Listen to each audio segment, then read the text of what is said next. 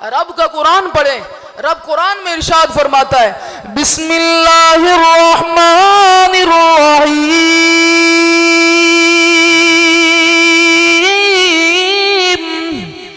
قد جاءکم من اللہ نور وکتاب مبین.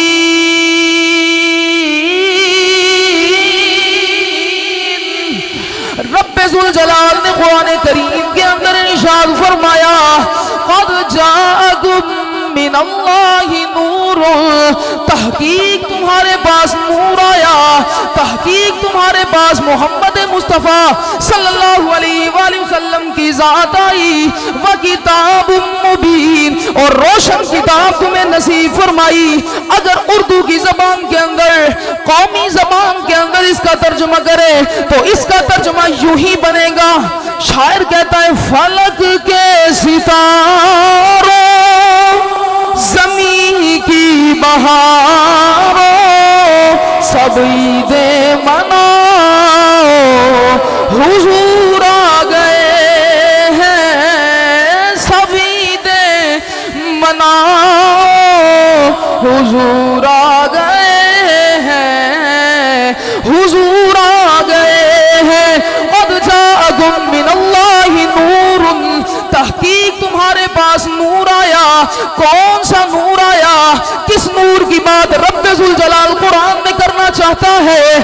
شارح بخاری امام قسطلانی مواہب اللدنیہ کے اندر ذکر فرماتے ہیں. امام جلال الدین سیوطی رحمت اللہ علیہ الخصائص الکبریٰ کے اندر ذکر فرماتے ہیں، فرمایا کس نور کی بات کر رہے ہو؟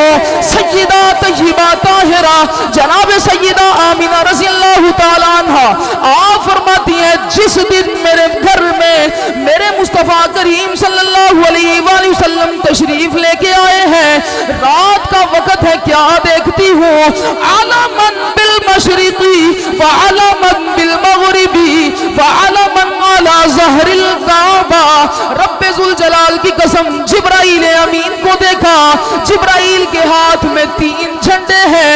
ایک جھنڈا انہوں نے مشرق کی فضا میں بلند کیا، دوسرا جھنڈا مغرب کی فضا میں بلند کیا، تیسرا جھنڈا بیت اللہ کی چھت کے اوپر نصب کیا. پوچھا گیا یہ جھنڈے کیوں لگائے جا رہے ہیں؟